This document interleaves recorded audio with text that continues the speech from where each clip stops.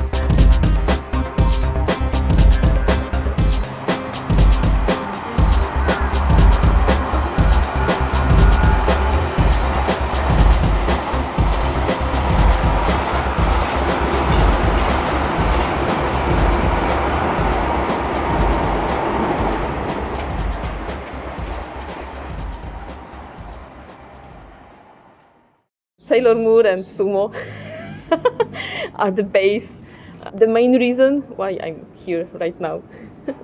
I heard that Santa Claus lived in Japan, and so I wanted to come here and see if I could find the real Santa Claus. I wanted to learn an Asian language, a non-alphabet language. So it was really between China and Japan Japan seemed a lot easier. After having promised my wife, who was just fiancée at that time, that I had a job and she should come back to Australia, and that job fell through, I felt obliged to at least come to Japan for a short time. And initially I thought 6 months or a year I'd stay here, then go back to my life in Australia. But as time wore on, Japan became more home and Australia became more of a distant memory. Didn't really have that much life experience, so I wanted to travel around the world first. However, my journey around the world did not continue after Japan, and here I am, 16 and a half years later. Japan always had a certain exotic allure. It all started with ninjas. When I was 6, the concept of ninjas just seemed so cool, and that kind of was the doorway to being interested in Japan. I was doing an anthropology class at university. I interviewed probably 4 or 5 people. Some of them were studying in Japan at the time, and some of them had studied. And just listening to their stories, especially the person who studied here in Kyushu, she's showing me these photo albums, and I thought, wow, that looks really fun. So I came to Japan through that international program at first. I was doing Semester at Sea, which is a program done by University of Virginia, and you sail around the world taking classes with different professors on a giant cruise ship. We were supposed to dock in Kobe, and there was the Hanshin earthquake, so the entire port got destroyed, and luckily we were able to dock in Osaka.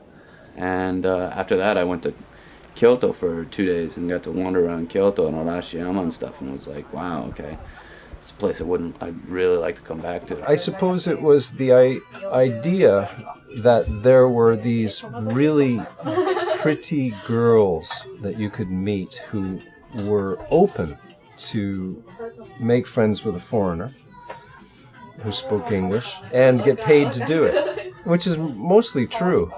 So I had that idea because David told me. He visited Vancouver, he told me, come to Japan, teach pretty girls, and take pictures and try it. And so I did, and that was 19 years ago. The very first time I came to Japan was about 15 years ago for my previous job. And I came a few times, so slowly this country started to be very interesting to me. And in that period of time I met a Japanese girl, and then we moved to Italy and we lived almost 8 years together.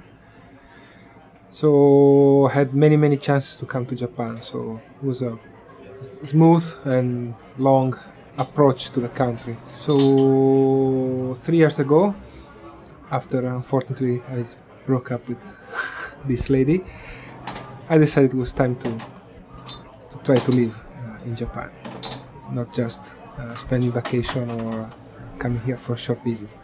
I fell in love with a Japanese man and I wanted to be with him. And I was interested in living in another country, so I said, okay, I'm coming. I came here to teach literature and Italian language to a university. In some rather old-fashioned Japanesey English, they say, what is your purpose in coming to Japan? I used to tell the truth. I used to say, well, I was kind of economic refugee. A political refugee.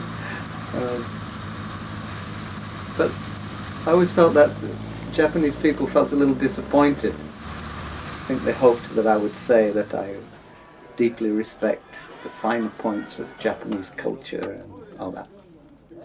So I always felt a bit bad. So I thought, well, what can I say that's actually the truth, but will leave them feeling good? And finally, after a decade or so living here, I finally stumbled across the correct answer that satisfied everybody. So I thought, what is your purpose in coming to Japan? I said, I have a fetish for long black hair. And the Japanese people would always go, I see. Oh no, there's a foreigner in here. It's just going to be a one-year trip, but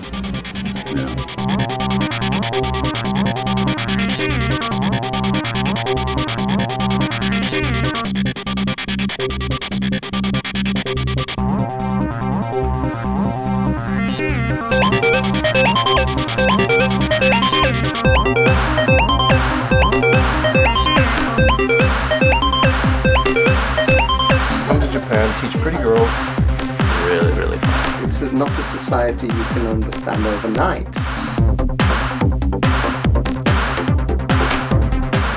Five years of theoretical studies studied that.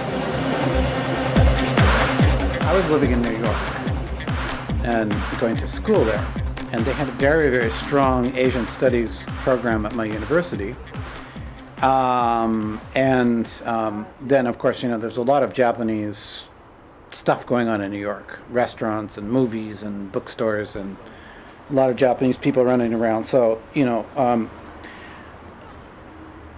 I had a pretty good idea of a lot of things before I came here.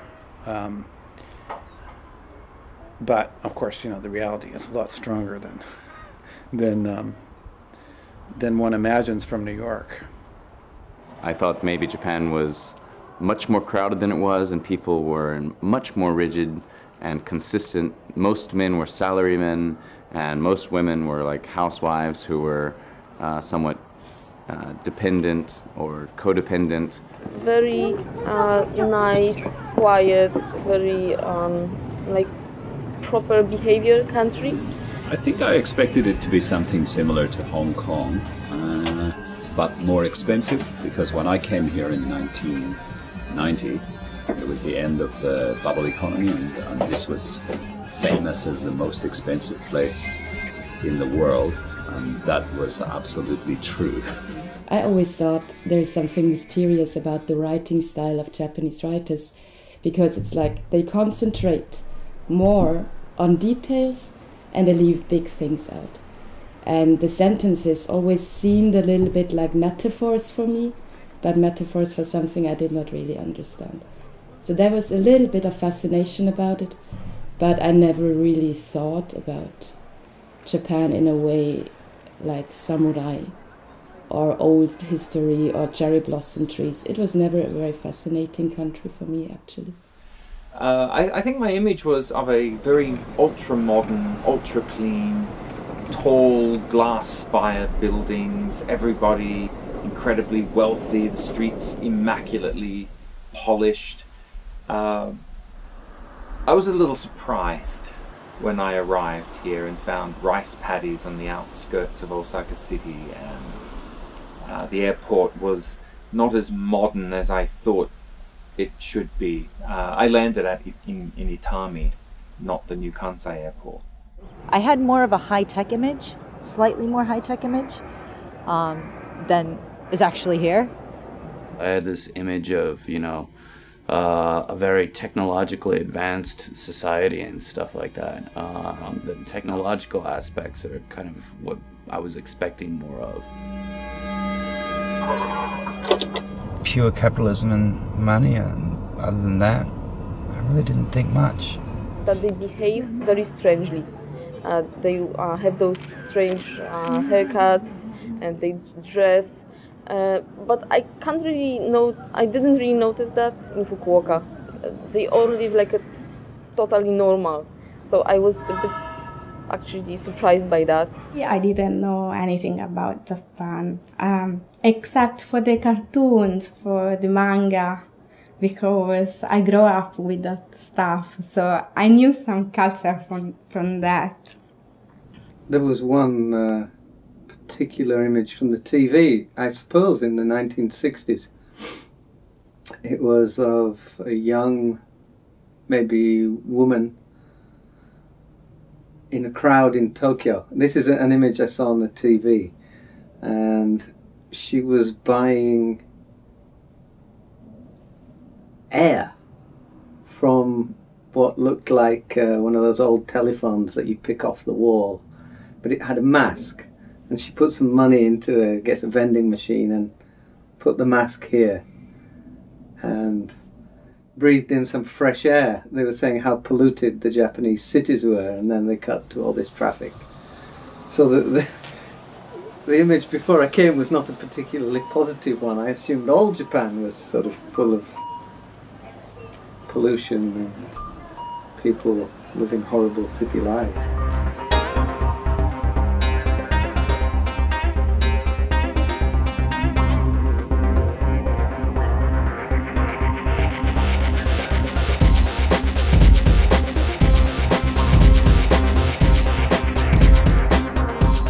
Money handlers at the airport. The way the money changers would fan the money out. Their handling of money was so extraordinarily swift and skillful and artful. It's all about the money. Coming to Japan from the Siberian area, you go between Hokkaido and Honshu, and you go down the coast. And I saw Japan from the sea. It's very, very beautiful. A lot of concrete. I was on the 4th floor, no elevator, going, where's the technology? I'm in this concrete building with cracks in it. We were prepared for the fact that it was going to be hot, and I was prepared for it, but it was so hot and so humid. Just like, oh my gosh, I don't know what to do. My room was small. The houses are all small. The politeness of everybody, the manner of everybody, how clean everything is, and how well they hide things that aren't clean. When my plane arrived, July 1986, in Narita, there were still armoured vehicles on the tarmac. They actually had water cannons, and these were policemen, but they looked like Darth Vader, and it looked very intimidating. So that was quite shocking. I'd never imagined that. Everything was my size. You know, like when I was in the bus and I was trying to hold on to the handrails or something, I didn't have to go on my tiptoes or, you know, hold on to the bar, but I could hold on to the railings comfortably. And the cars all looked like little boxes, and I thought that was really nice.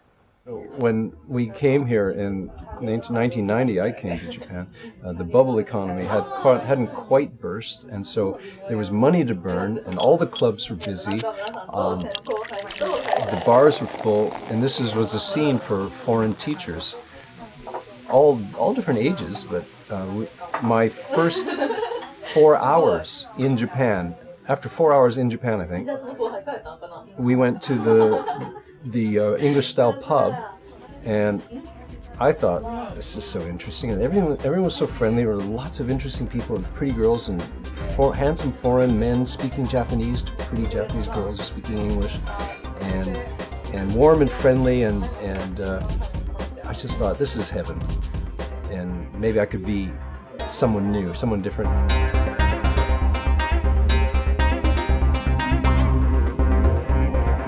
Santa Claus almost made it to Japan as his primary residence, but then, of course, sooner after I came to Japan, the bubble burst, and so Santa Claus, he lit out for the territory, so to speak.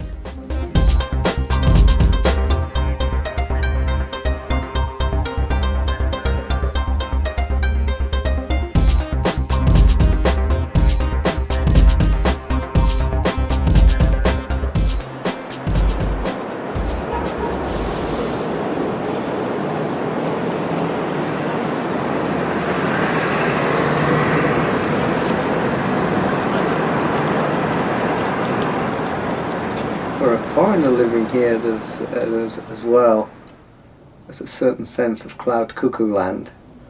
I came at 22 and I really never grew up. Japan has the best toys. I love shopping in Tokyo. The compactness is actually really nice. I can ride my bicycle everywhere. My friend, she just left her knapsack at a department store entranceway. Of course it was theirs. You can leave your bicycle unlocked and it may not get stolen. It's quite likely it won't get stolen, but try that in New York. Actually, I caught a guy once. He stole my bicycle. I followed him and trailed him and then dragged him to a police station. He left in 15 minutes and I stayed for 2 hours trying to explain what I'd done. That really sucked. It's easy to live. It's so easy to live here. Just, like, for some reason, more than in America. I think Japan has set a very high standard for me in terms of a lot of things I expect in my life. The Japan in general is very, very clean. The train system didn't fail to impress. When the train says 701, don't hop on the 59 train or the 705 train. Go on the 701 train, because it will be there at 701.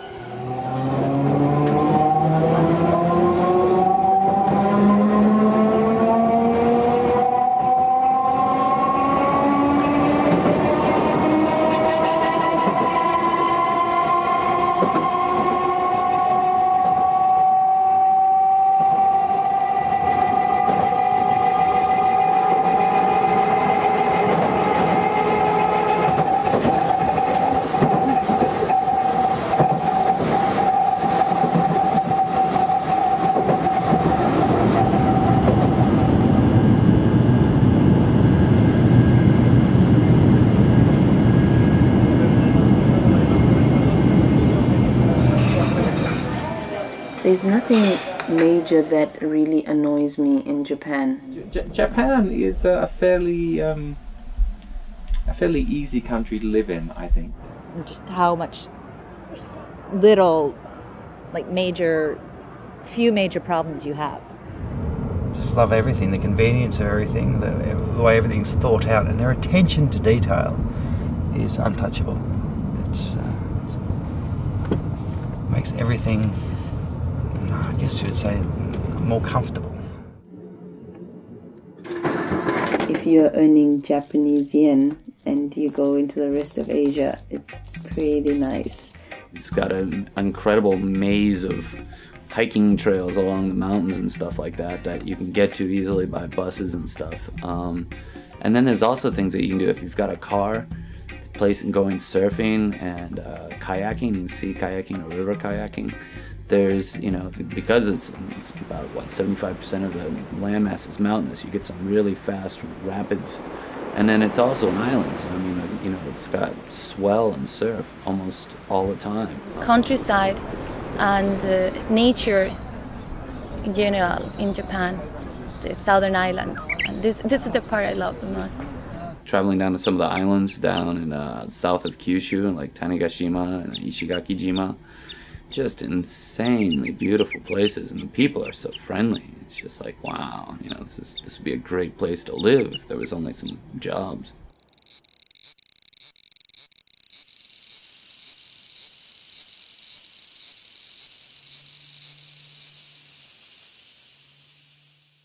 Before I came, I was living in Ireland and there was hardly any sun.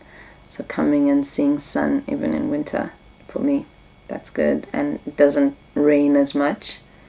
And there are definite seasons. So I'm happy about that. The seasonal changes in Japan, not necessarily just weather, but the way lifestyle changes and the whole array of events changes is really impressive. From a tiny, tiny detail, you know, in someone's house, like the decorations they have out will change by seasons, and of course stores and menus and everything.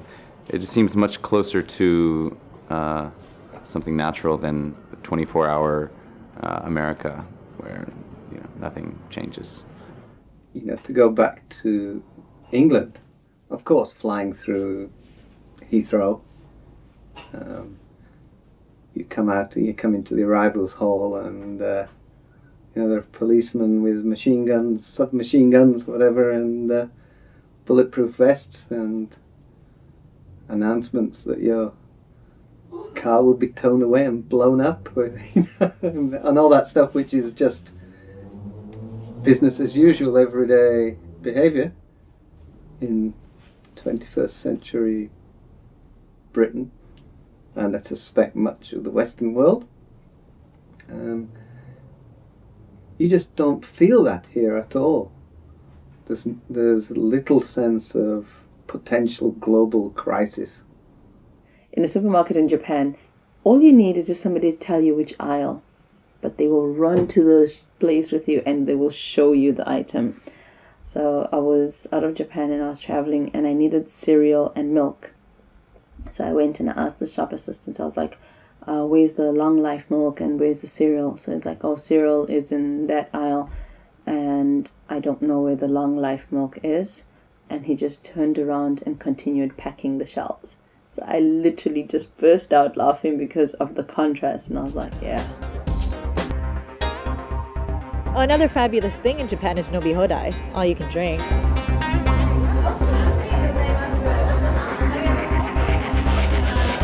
Nomi-hodai jest really good.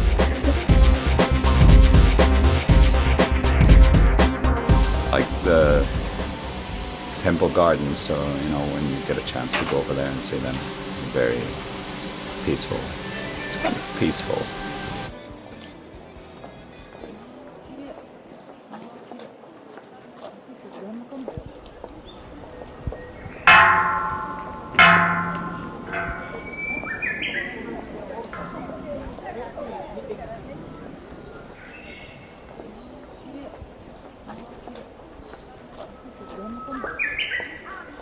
Japan is incredibly safe, because I've lived here for, say, 26 years now, which is most of my adult life, I suppose. I take it for granted that I can sort of walk anywhere at night, that my wife can walk anywhere at night. You know, my female friends I don't feel that they need escorting to the bus stop at night, kind of thing. That's a really great thing that I don't appreciate until I travel abroad and, suddenly realise I have to take care of my expensive camera equipment or somebody will take off with it. I have 4 kids, 4 boys. The oldest is 10 years old and the youngest is 5 years old. They walk alone to school and they go to the playground and they have a good time. And they ride bicycle too, no problem at all. And in Mexico, no way, not even by mistake, Very safe country. You can feel comfortable and relaxed here. I mean, people are so well mannered here. It's a shame a lot of the rest of the world can't have the same attitude, I guess, towards others. I have often written about how kind Japanese people are to non-Japanese visitors, which is often not reported. You get the instances of sort of racist behaviour, which often is reported, I think. And certainly exists, of course, but generally I've been treated very kindly. People are always very polite and very smiling. I was a bit freaked out that everybody smiled all the time. When I first came, I was just like, why are you smiling? Why are you laughing? It's not that funny. But like you get used to it, and when you leave and you realize that people don't do that anymore, then you kind of like miss that. There's so many options. You're not like if you were in, let's say, for example, the United States. If you're in the countryside and getting to a place that's going to have anything like, a Picasso exhibit or, let's say, some sort of festival or something like that, you're going to be driving for a while. Whereas here, it's like, boom, okay, what's around the corner? And that makes it really, really fun. There's a lot of fun stuff. I enjoy what's happening in the cultural life. If you look like you're lost, or if it looks like you're looking for something, people will come and will help you. Or if they don't know, they will try to find a way to help you. And I have that kind of experiences like a lot. Soaked in some hot springs, which I'll never forget. They adore their cherry blossoms, it's kind of nice to see the enthusiasm. I mean, another tree, but it's on a scale of it all. It is quite pretty, and people get together. It's a good excuse for them to get together, and everyone seems happy, which is nice to see. We're invited to join this group of salarymen, and later some of the businesswomen came and worked with them, showed up.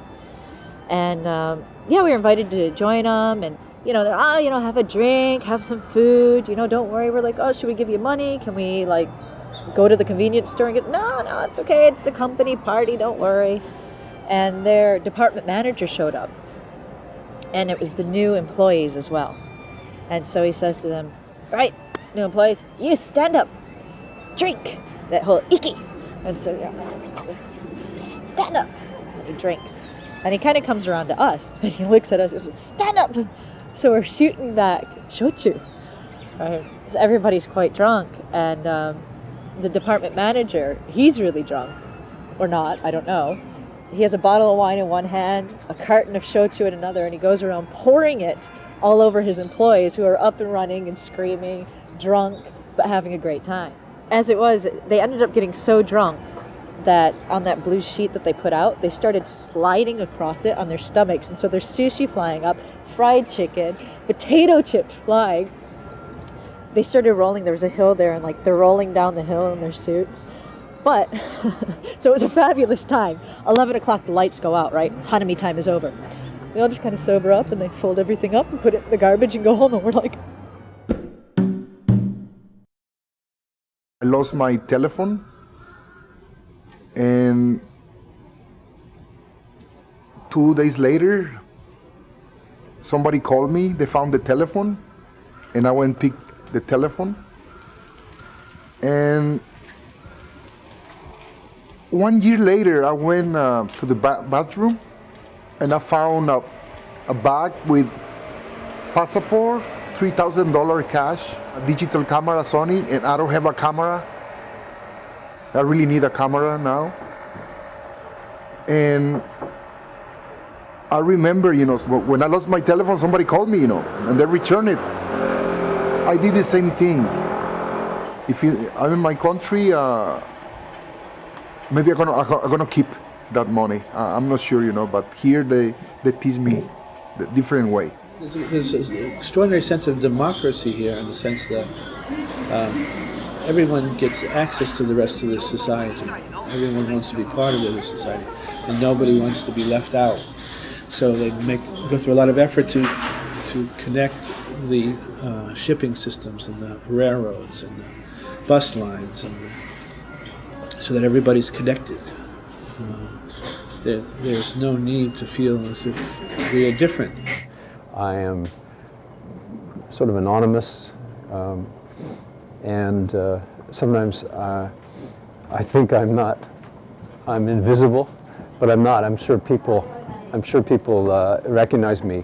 Sometimes being a foreigner in Japan gives you some advantages, because there's the curiosity toward the foreigner, so you are always very welcome to show your picture or be part of some event, because people want to know something coming from outside. As foreigners, we are cut a lot of slack, I think, especially if you're white. If you're a guy from Bangladesh working in a factory in Osaka, I'm sure it doesn't quite apply the same way.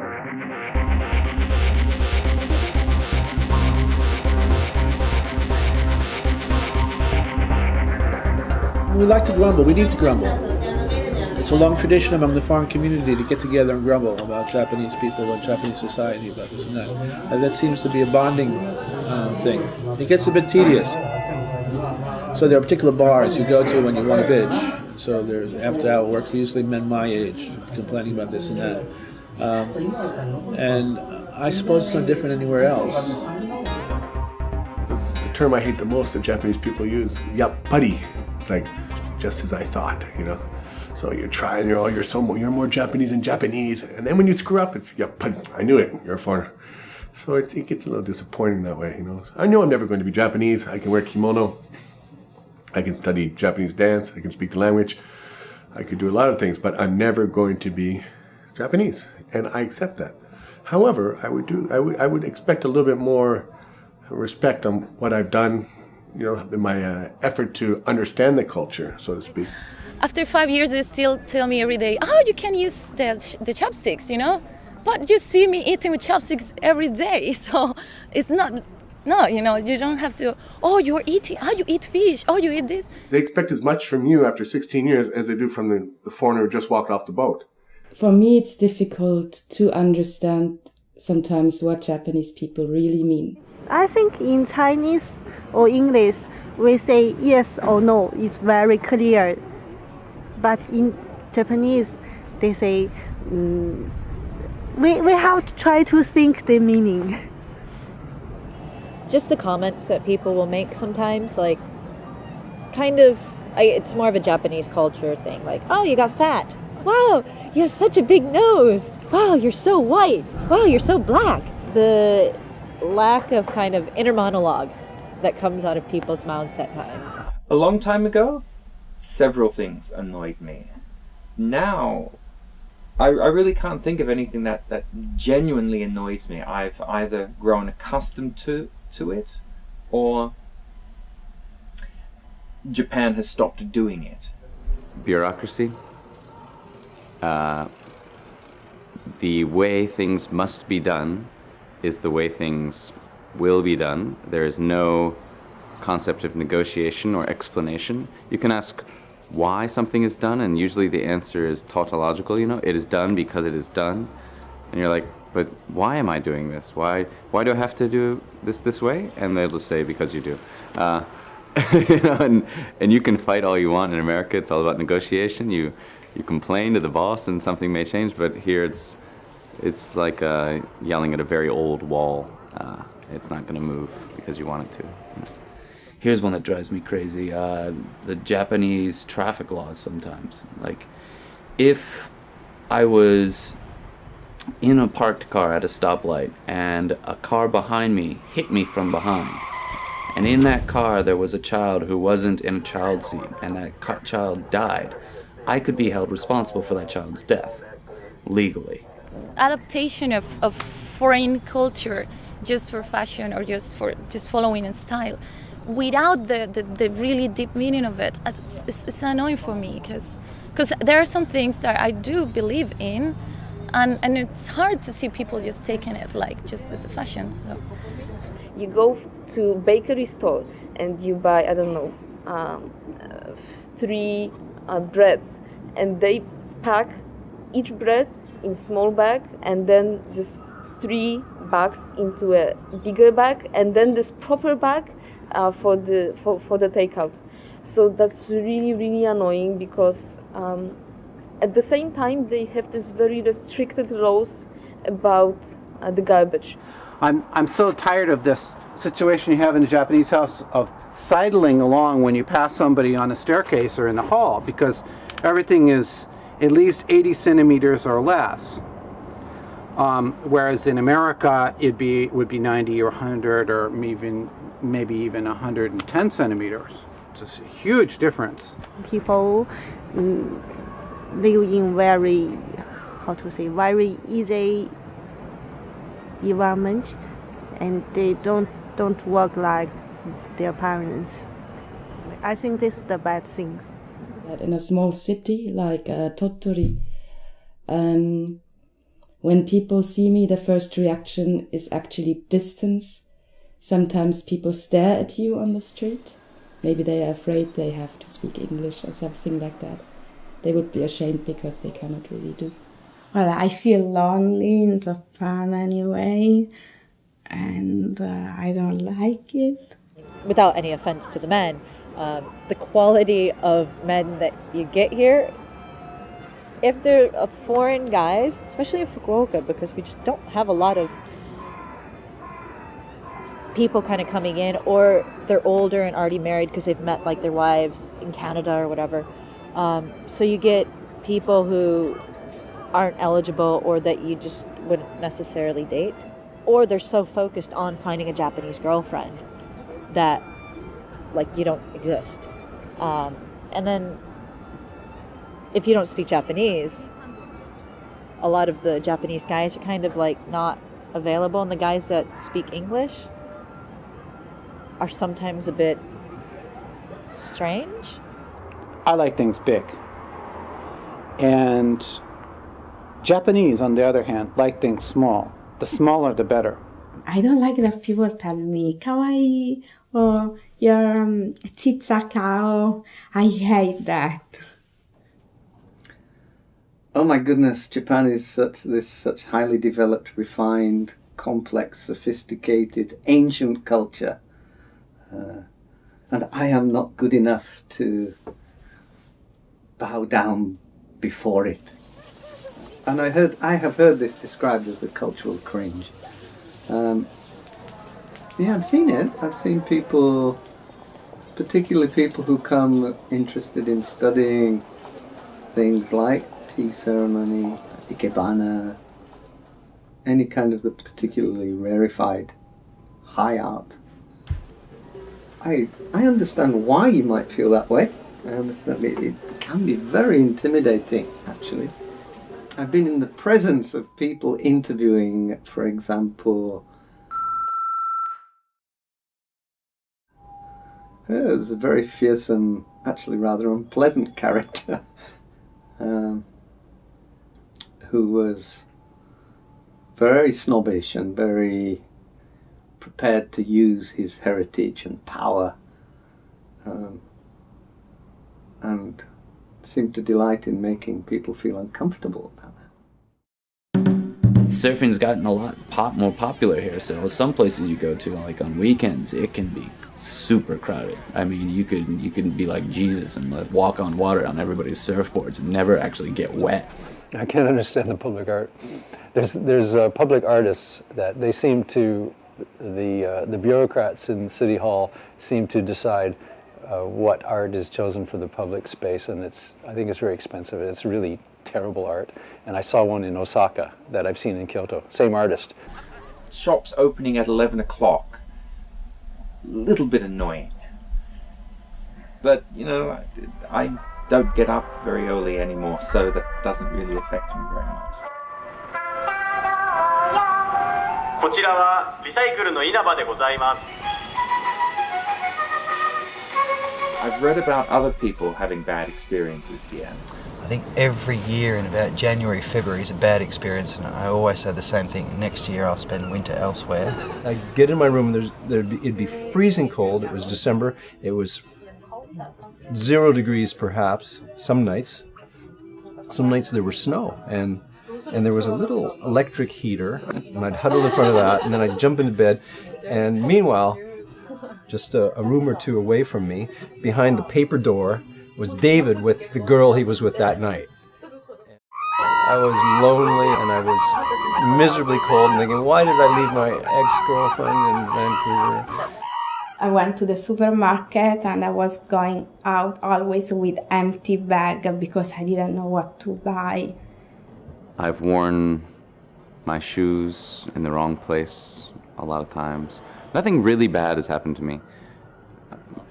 Sometimes I have a lot of problems with paperwork because it's hard for me just even studying or trying to translate in every kanji in a big contract. It's impossible. Not being able to read things. In a sentence of Japanese characters, if you don't know one, then you cannot understand the sentence. Once I thought I was buying a body lotion. Instead, it was something to drink. So if I was putting on my body, I was going to sleep. Very sticky.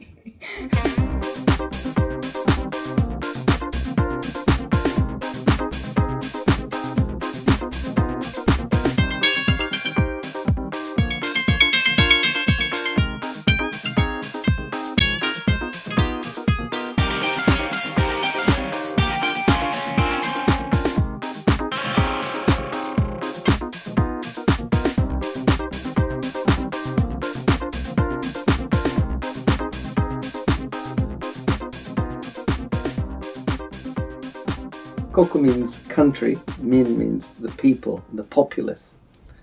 So, the populace of a country. The min part of kokumi is from a picture. The picture actually contains the meaning. And that kanji character is derived from the image of an eye and a spear being held to the eye.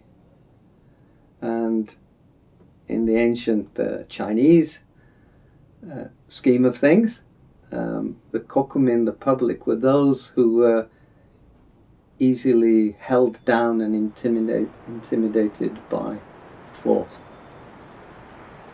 So basically it means slaves. The Japanese mindset is surrender, to surrender authorities. It's acceptance. I was brought up to believe that we are entitled, of course, to civil disobedience. If I think something is wrong, I can stand up and shout about it and march down the street to say no. There's no word for civil disobedience in Japanese, as far as I know, that is positive. It tends to be the same word that means revolutionary, i.e. bad guy.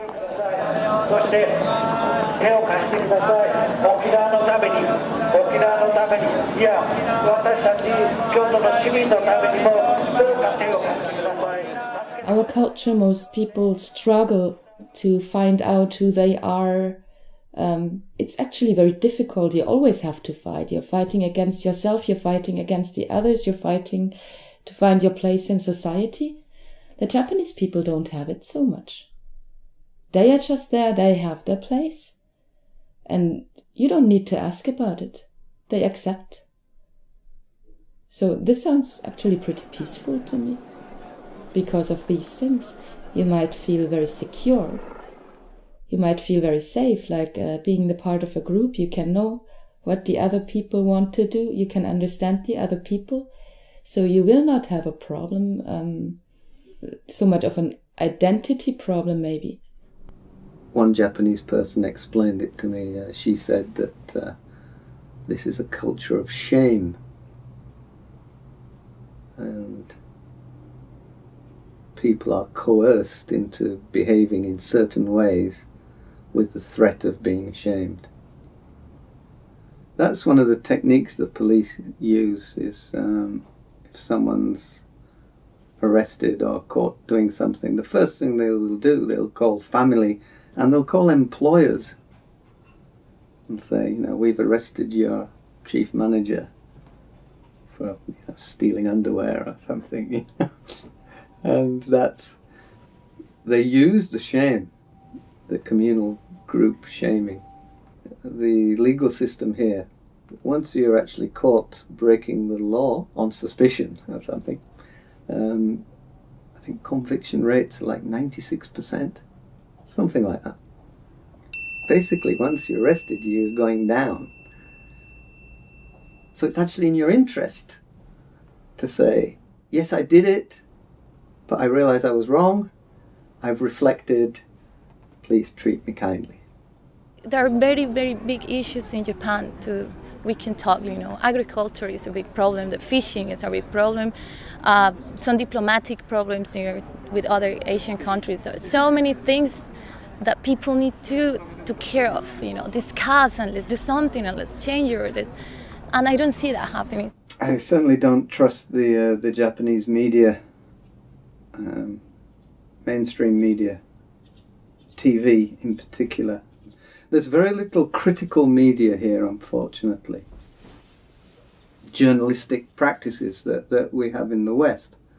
There's something that looks a bit like it, but it's not a free press. Now, what's happening with bloggers, I don't know. I haven't really heard of any Japanese bloggers who are sort of telling it like it is. Yet. I would hope that something good emerges in that arena. There's no reason why it shouldn't, of course, except there's not really a tradition of it yet. There's something here called the Kisha Club system. And what it is, the newspapers all send their representatives to the government office, and the government makes its statements.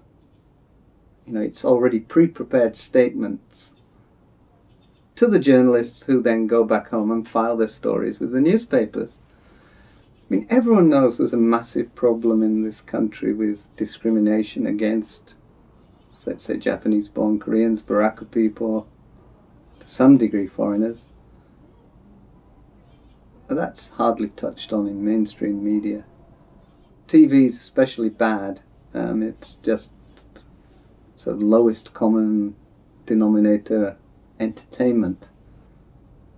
It's a big problem for Japanese society. If the government and the law enforcement agencies and the mob all have a kind of cozy relationship where it's not in their interest for things to change, actually. The only way things really could move forward is through an independent, critical press.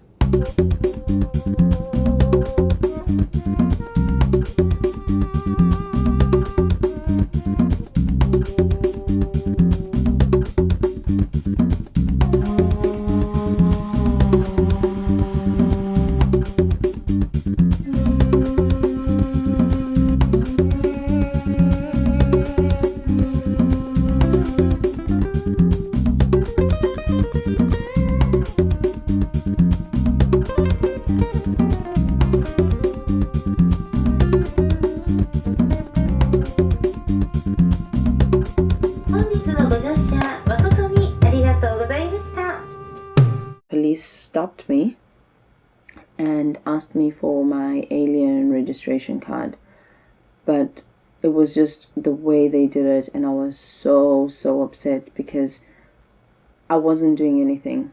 And I even said that because I did kind of tell them off. I was just like, look, you can't stop me just because I look different. And they're like, well, the Japanese law says that, and if we came to your country the police in your country would do the same. And I said, no, in my country that is illegal. You don't stop somebody because they look different, you know. So for me, that kind of brings back very bad memories in South Africa. When I never had to live through that, you know, I'm too young, but in South Africa there were pass laws where you had to carry your pass, you know, and if you didn't have your pass, then basically you got into trouble. There are people who are kept in what they call detention centres, you know, until they are found guilty as charged, you know, so they may not get to court for a very, very long time. And, you know, the police can use that as an intimidation device. To many things that I do not expect from a developed country. Yeah, like when it comes to rights, it's not developed at all. You know, the watchdog committees, the people who are looking to see where there might be abuses of power, simply doesn't exist. There's not a framework for that. I don't know, they learn in the school a lot about rights, for example, you know, human rights or something like that, but I don't know, they learn maybe, but they never talk or are really concerned. There's a general belief that the police force can do no wrong. You know, one time I was riding my motorcycle and police stopped me. They was waiting for speeding people, and they told me it's a sign over there. And if that sign in Mexico, I understood, you know, that sign no more color already, kind of rust. But here in Japan, it's very hard to see signs like that, you know. And I went later, like 2-3 weeks later, and they was doing the same thing. So they're doing business over there, you know. I'm not keen on the degree to which the society is policed. It's verging on the fascist, out of control, dictator style law enforcement organization. And in the beginning I was impressed about the police, you know, nice uniform and nice cars, and I thought it was everything straight. But I find out exists something a little bit crooked. I knew the word racism. I didn't know what racism was until I came to Japan, and then actually, I guess, felt the hate myself in a lot of ways towards myself. Sometimes Italian friends tend to say, Japanese are, what's the word, racist. I don't think it is in these terms. I just think it's a shyness and difficulty to communicate. So the first impression, sometimes a tourist or a businessman who come to Japan can have this image, but after you spend some time here, you realize it's not like that. Of course, maybe some people can be on the bad side, but that's everywhere. Some of the stupidest things I've ever heard. One of them was, the foreigners come here, work as English teachers, make millions of dollars and take it back home with them. So they're taking the money out of the country. Well, foreigners that I know that work as English teachers are on about $2,500 a month. They can barely scrape through rent, and they spend most of it at the pub. I happen to be British, right? So a lot of people expect me to have a horse and drink tea at 3 o'clock in the afternoon, speak something which is often termed the King's English, and you know, generally behave as a gentleman. My wife, who I eventually married, we lived together for about 10 years, but until she finally roped me into getting married. But the mother would not acknowledge my existence for the first 5 years. I was dressed in a suit. I was carrying a small briefcase. And I was walking down the stairs into the subway, and walking up the stairs out of the subway was like a mid-30s Japanese mother with a couple of kids, and she saw me and grabbed one of her kids close to her and said, "Abunai, gaijin."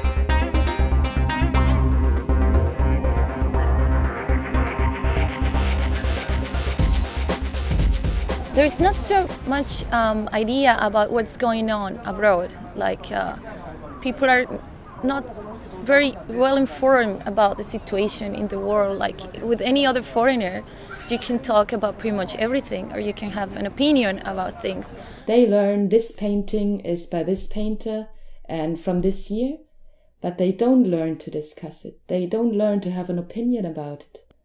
I do have Japanese friends who like to discuss, but there are very few and they're not the average. I know a lot of Japanese teachers who would like to implement educational ideas, classroom techniques that they've picked up from the West and can't, because the Ministry of Education is still obsessed with this studying to pass tests. So they pay lip service to promoting conversational English, but it's not real. From elementary school, going through high school, and people in university, there is like a lot of ideas that I think are not in proper order for a developed country. I think Japan has become a little bit more open and welcoming of foreigners. I wouldn't say it's welcoming with open arms yet, but I wish it was this easy when I came here. There seems to be a much more generalized acceptance of the fact that there are foreigners around. When I first came, of course I was in a very rural community, but everyone would say, gaijin da, gaijin da. There goes a gaijin, there goes a foreigner. And it wasn't limited to just the countryside, it would happen here in Kyoto, a big city. And it hardly happens these days. These days, more often than not, a Japanese person will start a conversation in Japanese rather than English. English speaking has got a lot better. When I came here, nobody could speak English, but now it's not uncommon to find good English speakers all over the place. I'm not saying that's because of my work, but you know.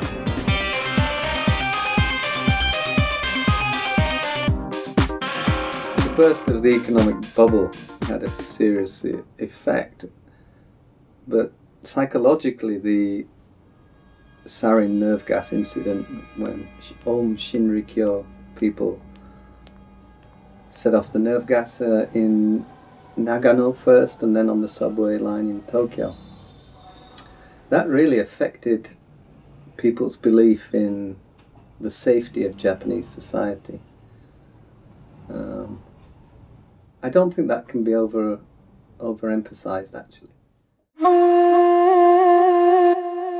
We had no convenience stores when I came here. There was no ice cream when I came here to speak of. There was no real bread to speak of. It's illegal now to be even a member of a gangster group. So that legislation actually really took a lot of power away from the gangsters, because they could no longer operate in public. When I first came to Japan and first came to Kyoto as well, they were very publicly present, the gangsters.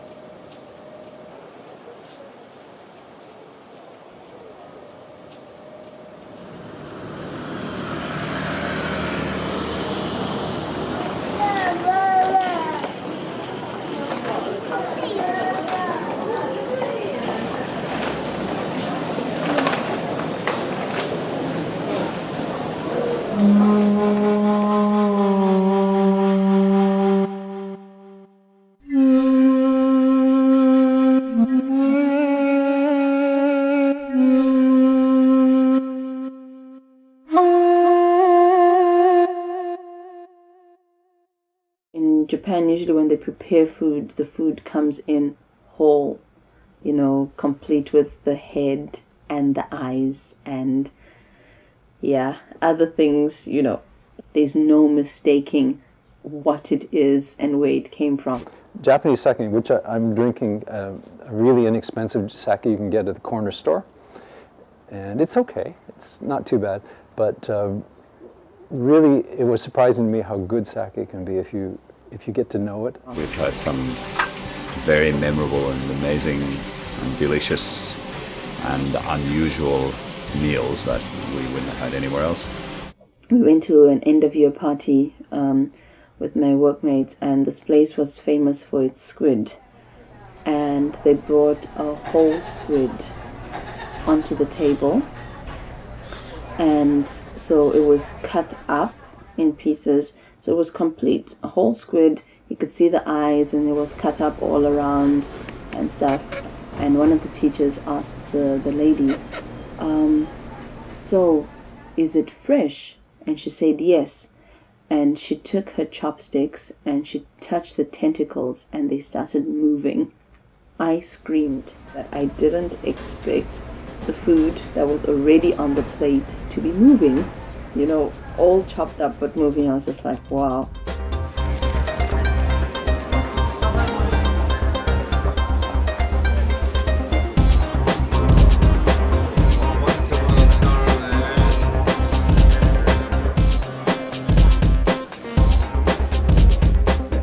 Very well. I like that. I like the sophistication of the cuisine.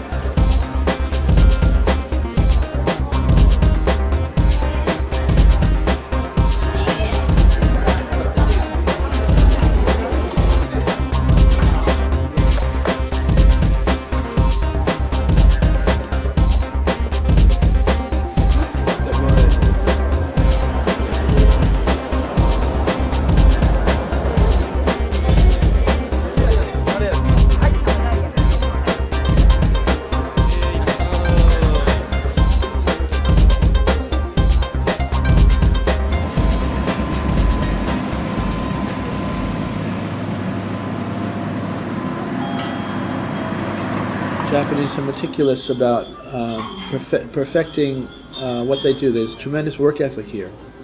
And so they create a world in which work is efficient and things go well.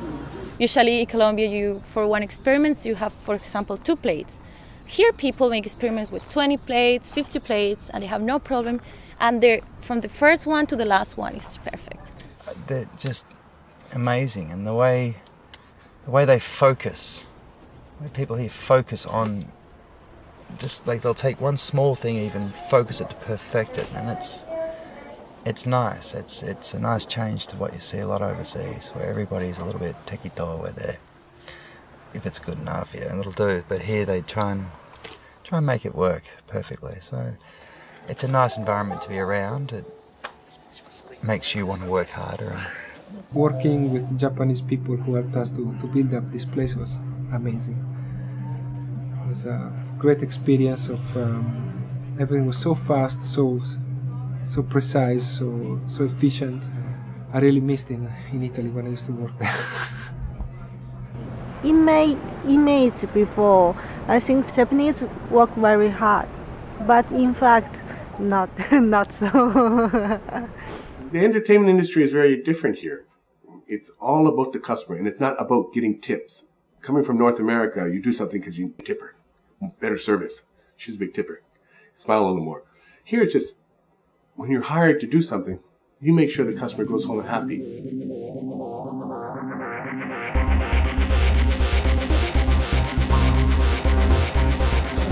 Okay. This is my house, right? This is an ad I got. This is before and after Reformation. So this is before. I had a romantic idea about minkas, the traditional farmhouses, which I thought were absolutely beautiful. And my students and friends would laugh at me. They said, "Why do you live in a ransacked old farmhouse? Don't you want to have a cement condominium?" When I first came to Japan, I had this dream of living in an all-Japanese house. The really old type, the Tanizaki in Praise of Shadows type house. And we actually found that house and lived in it for 20 years. And it's very beautiful and very Japanese, and I'm sure, you know, if you're Junichiro Tanizaki, you're going to love it. But it's very, very hard lifestyle living in one of those old houses. And at this time of year, it's just completely dark. And depressing, very depressing. One can still find that tradition in Japan, but you have to look hard and fast. And only gaijin are only interested. The Japanese say it's too cold, it's too dirty, it's too hard. Still there are many, but Kyoto, after the war, Kyoto was almost entirely made up of wooden houses. The Japanese embrace their past, they respect it, they love it, but they don't understand how to preserve it, in the sense that perhaps the Europeans would preserve their central downtown area to have a consistent architectural theme. The traditional old Japanese buildings are made of wood, and until now most of them just burned down or fell down during an earthquake. So these concrete buildings make sense. They are very stable against earthquakes, so almost nothing can happen. They are ugly, but they are safe. I'm standing in an old street in Nishijin in Kyoto. Narrow streets with old houses. The house I'm standing in front of is about 80 years old, maybe older, and almost identical to the house that was next door until a few months ago it was torn down. This is a photograph of the house next door from this point on. I tried to buy this house that was torn down next door, and last year in the early spring I couldn't get the loan, and it broke my heart. The owner wanted to sell the property.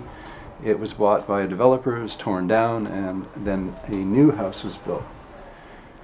I suspect that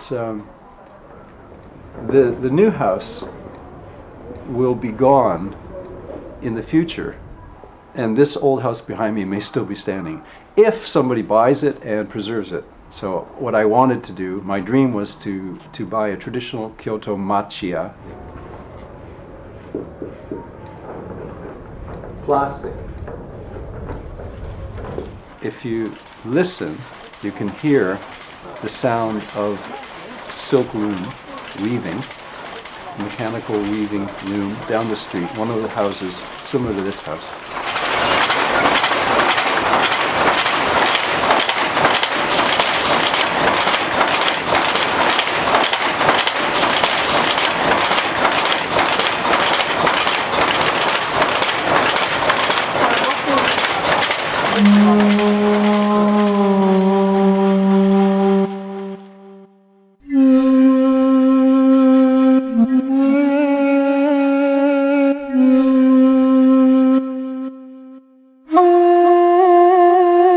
I don't know any foreigners here that work as English teachers. I know one that's doing well, one. And he has about 400 students and 3 schools in Osaka, and he's doing very well. But he worked very hard to get to that level. Whereas a lot of these others complain about how these schools like Nova and so forth, but to get to any level like that, you have to work hard. You cannot sit on your ass and expect it to happen for you. And I don't know why a lot of these people here seem to get bitter by the fact that it doesn't work for them. You know, we live in a city with 1,600 temples, 400 shrines, 17 UNESCO World Heritage Sites. That's just Kyoto. One of the things I found, though, when I was living in the temple is that I missed a feminine principle. It was very stoic. In Japan, all the gods are male, all the deities are male. And they have one who's Kannon, who's the one for grace and love, but that's actually a transvestite. It's a male god from India that they've added breasts and include babies sometimes. So it was really, I missed the Mary aspect of theology. I missed the warmth. So I said, well, basically I need a woman, and found one, made 2 babies, and I've been here ever since. The details when you do tea ceremony, like your hand has to wave in a certain fashion, and you have to bow so many times, and you have to do it in a certain fashion. So every small movement has a very specific way in which you should do it. So, yeah, That's quite fun. Very typical Japanese. Dun, dun, dun, straight, yeah. There's a sense of looking for a way to recognize your difference in very specific patterns. Every prefecture has to have its special food, its special landmark, and everyone in Japan will refer to those specific things. So everybody in Kyoto knows those special temples, and it's polite when somebody's from Kyoto to ask about those specific temples and about specific Kyoto dialectical phrases. You don't want to embarrass anybody by asking them about a temple they might not have seen or heard of. We go through a lot of trouble here in Japan. I'm not trying to get anybody embarrassed. People are generally considerate of other people and people try not to bother each other. They make an effort to do that, and there's not much aggression really, and I think that's nice. Owning an establishment, I don't have to have the top security of the world. It's like I have a little latch on my door, which I know no one's going to break it down and bust in. And I mean, even my establishment, we don't have a bouncer. My wife is 5'4", pretty tough, but not as tough as a 6'4", 280-pound bouncer would be. So that's one reason why a lot of the places in Kyoto, especially, are by introduction only for security reasons, not so I would say snobby reasons. We don't accept credit card here. We know the person. We send a bill in the mail. We know they're going to pay it back. If they don't, the person who gave them the introduction will be responsible. Ichigensa no kotowari is what they call it. First-time visitors are refused. I think Japan has affected how I think and act much more probably than I recognize. At home I told to my parents, you are too aggressive, I cannot stand you. Then I went to Bologna and I found the same. So I thought, okay, it's not just my parents aggressive, all the Italians are like that. I do find Westerners obnoxiously loud and ridiculously self-centered. I love my life here. I really love my life here. I think coming to Japan was the best decision I could have made at that time in my life. I have a friend who said, Japan been good to me. And I would just have to echo that. That would be how I would summarize my experience here. Japan been good to me. Although we survive and we function perfectly in our daily lives, there's this vast undercurrent of activity that we will never know what is happening.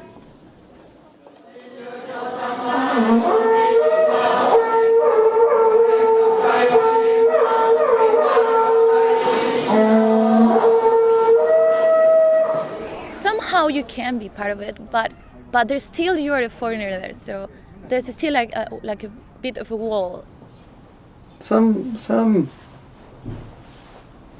non-Japanese people here can't stand that. They leave because of that, I think. They need to know what's going on and have some grasp of the deeper parts of society. And when they realize that they're not going to get that, then it's time to leave.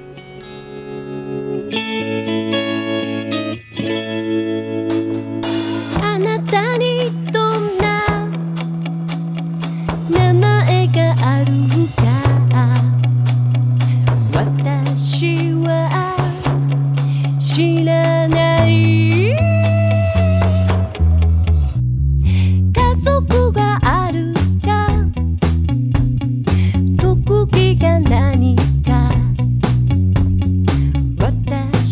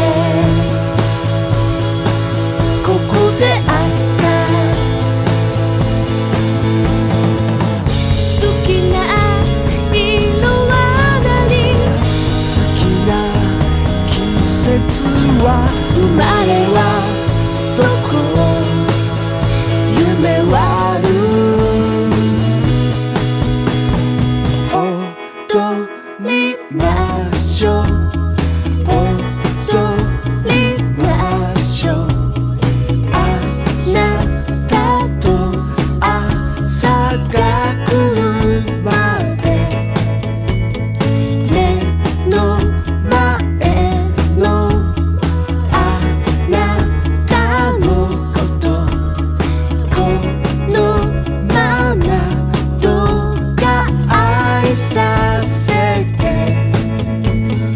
踊りましょう踊りましょう